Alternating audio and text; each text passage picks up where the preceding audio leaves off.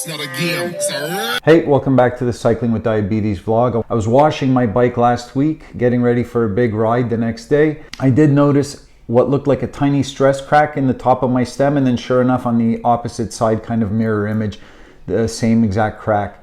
So I contacted my local shop, ordered a new stem, brought the bike in, and it also gave me a chance to try out a stem that was a little longer. I went from a 90 to a 110, and I quite like being just a little bit more stretched out on my bike. It feels really good. It could have been serious, you know, who knows if and when the stem would have failed on me, and we all know when carbon fails, it tends to fail in a catastrophic kind of way. So it's not gonna gradually bend and misshape, and it may go from working to just kaput on a ride. And if you're going down a hill at 70 or 80k an hour, or even if you're just pedaling down the road, that's not my idea of a fun afternoon. So was I maybe overly cautious in spending a few $100s on a new carbon stem? Maybe, but I still have all my teeth. I did go over the bars last year. It was the only time I've ever had an accident, and it was because I wasn't wearing gloves on a really hot and humid day. I love to ride without gloves. I don't like the feeling of gloves. I don't need the cushioning, and I don't like the disconnect from the handlebars, and when I'm reaching in my jersey pockets for stuff, it just feels cumbersome to me. So I was going at about 35k an hour, and I hit a bump in the road on a patch of road that I've gone over a million times. I knew that bump was there. I just wasn't as mindful as I should have been. But I went over the bars and literally into the ditch. Like I did a somersault into the ditch, and my bike did another somersault over me. That was a really fun afternoon. So I'm not looking to repeat that, and I learned from that, and I wear gloves now on my rides when it's hot and humid out. I tend to sweat a lot even when it isn't hot and humid, so on those hot humid days I really need my gloves. I've been messing around with a new camera mount on my helmet. It kind of makes me think of an egg and that Beastie Boys song Eggman. So I'm not sure that I love it. It doesn't really give me the most useful angles from the point of view of seeing someone on their bike. But it's a fun other angle to play around with. Yesterday I decided it was time to get rid of my old grungy bar tape and retape my bars. So again, gave me a good chance to inspect my bike and see what's going on with my bars. After all, this bike is 4 years old and it's seen a lot of use. So I stripped down the bars, wiped them down, cleaned them up. When I'm inspecting parts, I use the flashlight on my phone. And yeah, I'm an old guy, so I also use the magnifier on my phone sometimes, or I'll take photos if I'm not sure of something, and just fingernails over what might be dirt or possibly a crack, and everything looked good. So I taped the bars back up and did a decent job for me, because I'm horrible at taping bars. So taped those up, and then I went to put on my new tires, and I've never fought so hard getting a set of tires on, and I tend to use the same tires all the time. I like the Michelin Power tires, and before the Powers I like the Michelin Pros. I've tried other ones, I just feel best on these. So I had a set of 23s for this bike because it works best on this bike. I've put a 25 in the back before and it's okay. It just took forever to get these tires on, and I've been using Vittoria latex tubes for the last couple of years. I love the way they roll. They feel good. For me, a lot of riding the bike is the feel I get from the bike. So these latex tubes really feel good. They're very smooth. They're very kind of cushy on the road, and I can run at a slightly lower pressure. So it feels really nice. But I've been having a recurring issue where sometimes I'll get a tube that just doesn't hold its pressure really well. So yesterday, when I finally got the rear tire, the front one mounted a little easier. When I got the rear tire mounted, I pumped it up to 100 PSI.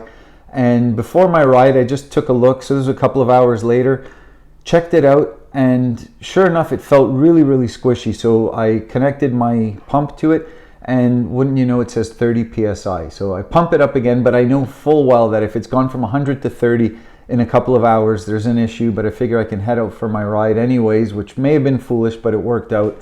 By the end of the ride, it was feeling a little squishy. It was about an hour and a half, maybe hour, 45 minutes later. Got home, and again, it was back down to 30. A few takeaways from this. One, I'm probably done with latex tubes.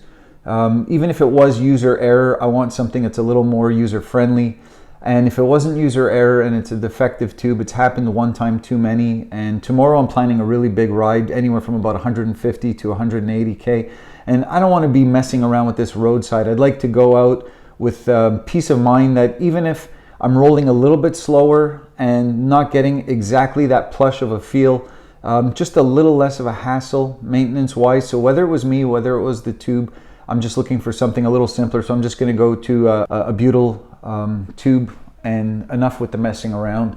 If anyone else has had similar experiences with latex tubes, please leave it in the comments below. I'd be really curious to hear what your takeaway is. I'm using valve extenders, and they're from Silica. I've got the plumbing tape going around the end of the valve extender into the tube, so like everything is connected and as airtight as I could possibly make it.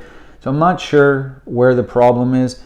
Did I maybe pinch the tube when I was putting on the tire? I don't think so, because I don't use carbon levers. I'm the world's worst bike wrench. I did use carbon levers once on my Propel, and I did manage to scrap a rim and had to have it replaced by Giant. So I do it all by hand, even if it means that I'm losing a little bit of skin from my thumbs, you know, so be it. So I don't think I did anything necessarily wrong. I'm very careful to check that there's no tube exposed between the tire bead and the wall of the rim. So I don't think I did anything wrong. I think it's probably just a bad tube. And I know that latex tubes will leak, and so I pump up before each ride, but to go from 100 to 30 in a couple of hours isn't normal, and I've had that happen with more than a couple of tubes, so I'm kind of on the way out with the latex tubes.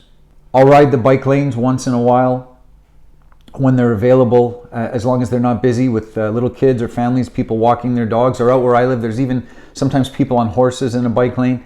So I don't mind taking the bike lanes, but always remember, when you're in a bike lane, just because you may have lights on your bike and you're being cautious doesn't mean that other people necessarily see you, especially motorists, especially if you're in a bike lane going opposite the direction of traffic, because when someone's pulling out of their driveway, here, I'll put my hands up here. If you're going this way, but traffic is coming this way, so your bike lane is actually going opposite traffic, as someone's pulling out of their driveway, they're looking this way because they want to see what is the oncoming to them.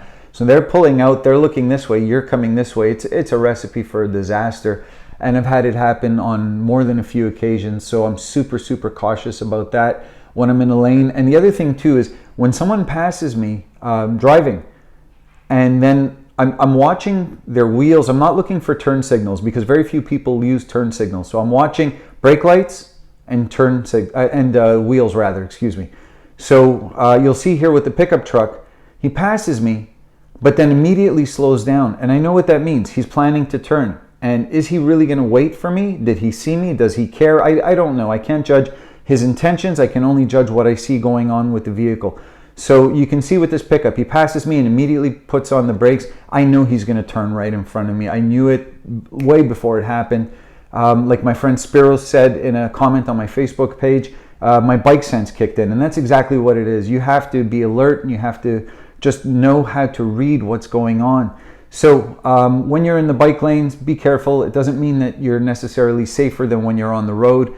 A lot of times on the road, you're a lot safer because you can take the lane and you can make yourself much more visible to a driver that's pulling out of somewhere. So if I see someone's pulling out of their driveway and I'm in the road, as long as I'm not next to a car or there's not a car immediately coming up behind me, I will filter out into the middle of the lane to make sure that I can be seen. I've got a big ride coming up tomorrow. It's going to be anywhere from 150 to 180K.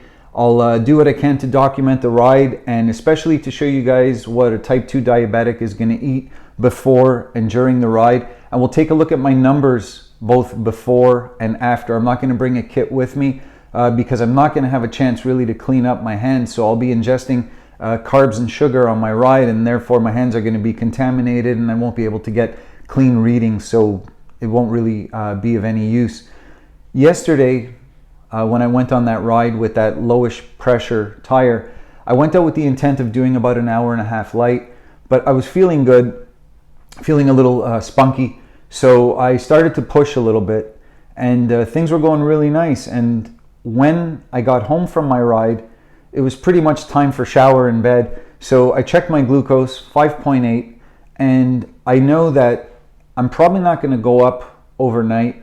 So I just let it be. I didn't eat anything. I'm not telling you not to eat anything after you exercise. I'm just telling you what works for me.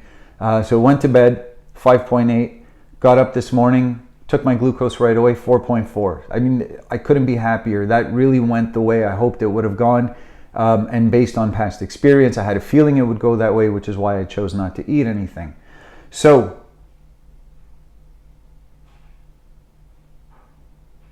let me know what you think about the Eggman. Let me know if you've had better luck than me with latex tubes, because I really love the feel. If there's something I'm doing wrong, if it's user error, that would be the best news in the world. I'd be happy to learn from someone else and fix what I'm doing wrong, because they feel great and they roll great when they're working. When they're not working, it's a huge pain in the ass. So if you've got some tips for me, please let me know in the comments below, and I'll talk to you guys soon.